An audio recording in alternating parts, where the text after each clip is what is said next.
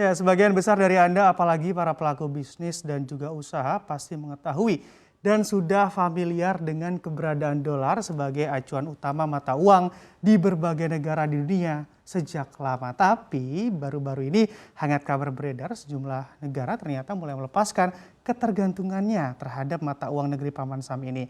Dan juga mulai menggunakan mata uang negaranya untuk bertransaksi dibalut dengan konsep kerjasama perdagangan antar negara. Salah satunya adalah Indonesia dan juga China yang baru saja resmi untuk bersepakat dalam kerjasama perdagangan melakukan transaksi dengan mata uang masing-masing negara yaitu rupiah dan juga yuan. Seperti apa konsep kerjasama antar RI dan juga China ini? Mari kita bahas bersama dalam RI China Kompak Dolar Amerika Serikat di Depak.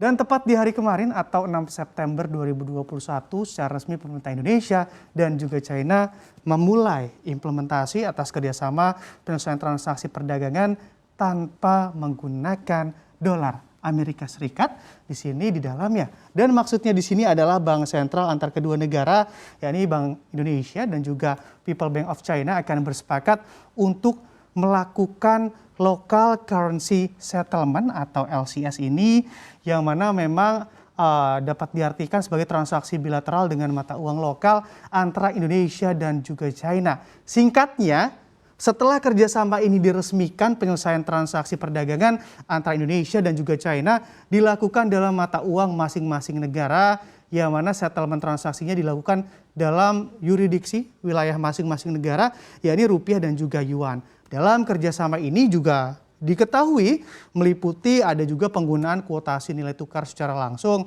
atau direct quotation dan juga relaksasi regulasi tertentu. Nah, dalam transaksi falas atau valuta asing antara mata uang rupiah dan juga yuan ini, dengan kerjasama ini seperti yang saya sebutkan di awal tadi, maka kedua negara antara RI dan juga China akan mampu nih mengurangi ketergantungan terhadap dolar Amerika Serikat yang biasanya menjadi acuan utama dan juga alat pembayaran yang digunakan saat melakukan transaksi perdagangan, apalagi ke depannya Bank Sentral Amerika Serikat ataupun The Fed juga sudah meworo-worokan begitu ya, juga akan melakukan tapering dan juga normalisasi suku bunga sehingga pastinya berpotensi membuat nilai tukar dolar Amerika Serikat mampu menguat tajam atau signifikan penguatannya. Tapi di sisi lain atas adanya LCS ini tentu juga mendapat keuntungan lain ataupun Cina mendapatkan keuntungan lain yang mana membuat mata uang yuan atau mata uang China ini juga menjadi lebih populer begitu ya, atau semakin banyak penggunanya secara internasional dan juga sudah menjadi rahasia umum pula di mana dalam beberapa tahun terakhir kalau kita ingat-ingat ke belakang, China juga berusaha membuat mata uang yuan ini agar dapat diterima secara internasional. Apalagi setelah yuan menjadi satu dari 5 mata uang yang termasuk dalam special drawing rights dari IMF dan 4 lainnya termasuk ada dolar Amerika Serikat, lalu juga ada euro, lalu juga ada yen dan juga pound sterling. Nah, ini status tersebut pun juga baru didapat oleh China pada September 2016 dan menguatkan posisi yuan sebagai mata uang internasional. Lalu bagaimana dengan Indonesia dengan rupiahnya? Karena dalam kerjasama LCS ini Bank Indonesia juga melakukan kesepakatan dengan sejumlah negara lain, bukan hanya China saja. Dan siapakah mereka? Bisa kita lihat di slide selanjutnya. Nah, di sini kalau kita lihat memang benar sekali bukan hanya dengan China, Bank Indonesia juga terus mendorong penguatan transaksi dengan mata uang lokal atau LCS tadi dengan ataupun dalam perdagangan dan juga investasi guna mengurangi ketergantungan begitu dengan dolar Amerika Serikat.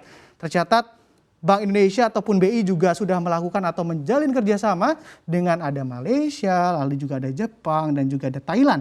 Di sini untuk LCS ini dan juga untuk LCS dengan Malaysia atau negara serumpun ataupun negeri serumpun kita. Di sini memang sejak tahun 2019 transaksinya terpantau meningkat menjadi 49,6 juta dolar Amerika Serikat pada awal bulan ataupun pada bulan lalu, dan juga di sini juga pada pertengahan 2021 meningkat menjadi 47,7 juta dolar Amerika Serikat transaksinya. Lalu di sini memang lagi menjadi ekuivalen 50,3 juta dolar Amerika Serikat pada tahun lalu atau 2020, dan juga hingga pertengahan tahun 2021 ini angka transaksi LCS dengan Malaysia mencapai ekuivalen 47,7 juta dolar Amerika Serikat ini. Dan juga sementara dengan Jepang, nah di sini kalau misalnya dengan Jepang memang pada tahun pertama kerjasama LCS dengan Indonesia tercatat transaksi LCS sebesar 9,8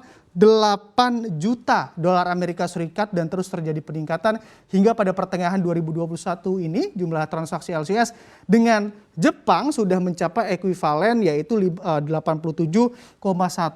juta dolar Amerika Serikat di pertengahan tahun 2021 ini. Lalu begitupun dengan Thailand. Nah, di sini juga Thailand kalau misalnya kita lihat memang kesepakatan kerjasama LCS juga terlaksana dengan baik di mana pada tahun 2019 saja angkanya juga sudah mencapai ekuivalen 13,7 juta dolar Amerika Serikat penggunaan mata uang lokal masing-masing negara.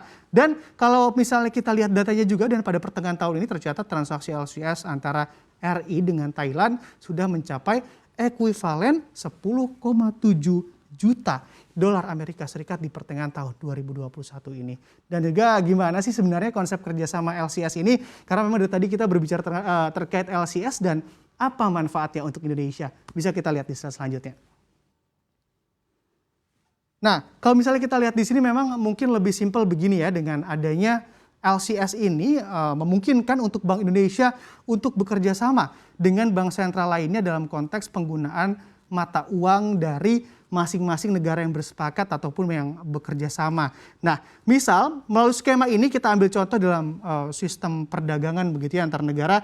Nantinya ini importir Indonesia yang hendak mengimpor barang dari negara mitra, bisa kita simpulkan begitu, dapat melakukan transaksi menggunakan mata uang lokal negara tersebut tentunya melalui bank-bank yang memang ditunjuk oleh kedua negara untuk berperan sebagai SCCD. Nah, ini SCCD ini adalah appointed cross currency dealer dan memang dengan hal ini eksportir Indonesia pun juga dapat dibayar dalam mata uang rupiah tanpa perlu mengkonversinya ke dalam dolar Amerika Serikat.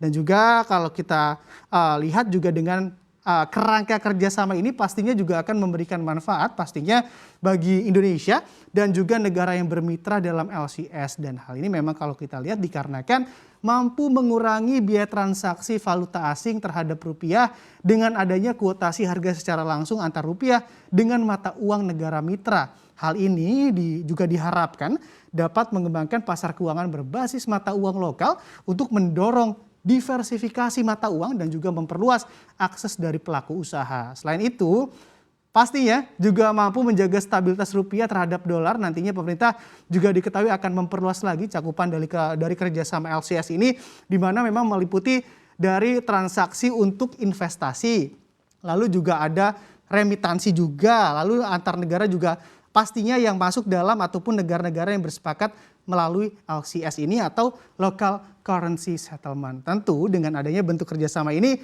keberadaan rupiah juga semakin perkasa begitu ya diharapkan dan tak gampang lemah digoyang oleh negara adik kuasa.